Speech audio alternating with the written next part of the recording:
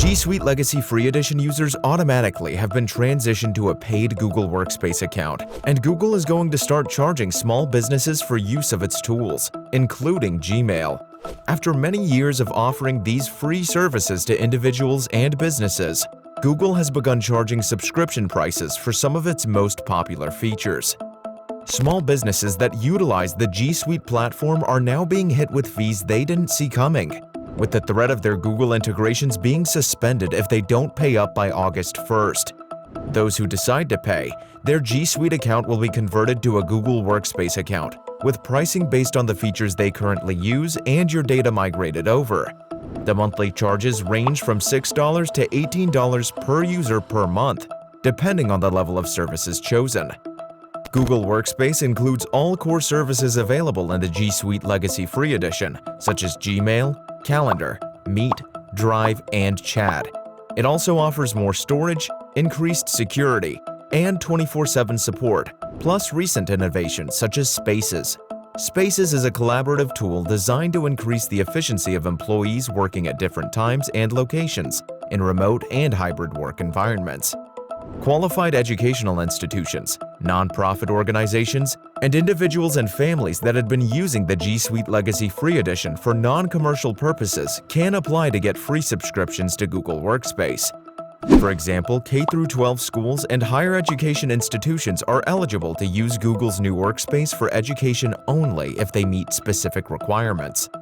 So far, the Workspace transition does not affect those using the free version of Gmail that comes with a Google account, or those using YouTube, or the personal version of Google Drive that comes with 15 gigabytes of free storage. Years ago, when Google was intent on gaining users, it marketed itself as a free email service.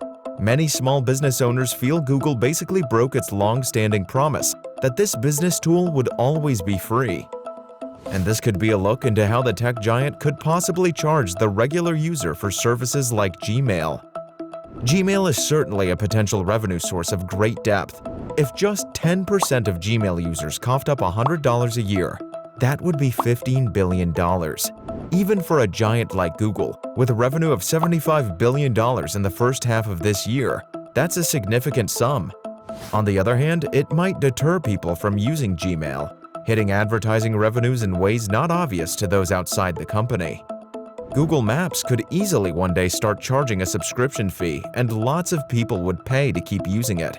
They could also charge for more accurate info on weather, driving situations, and more. Google is by far one of the most powerful companies in the world. It began as an online search firm, but it now offers more than 50 internet services and products. And with great power comes great responsibility. As Google dominates multiple fields, the company has the ability to dictate the flow of money on the internet like no other company in history. It's unsurprising that this digital platform has become so fundamental to many businesses. Business email addresses are just one part of Google's product model that's left behind its free options as of late. Google Photos, one of the only free unlimited photo backup options available, last year transformed to a subscription-based model, and users had to pay up if they wanted to keep using the service. Tech giants like Google are always looking to increase revenue. The company reported 23% year-over-year revenue growth in its Q1 2022 financial results, surpassing the $68 billion mark in total revenue.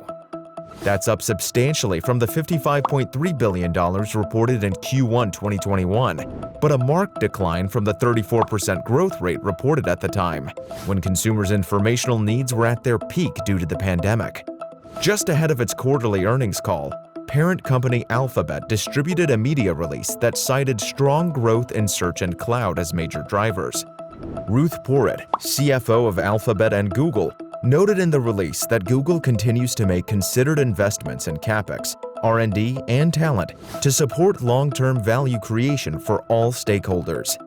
Google's cloud business was a standout in the quarter, growing 44% and beating estimates as more big enterprises shift their workloads away from their own data centers.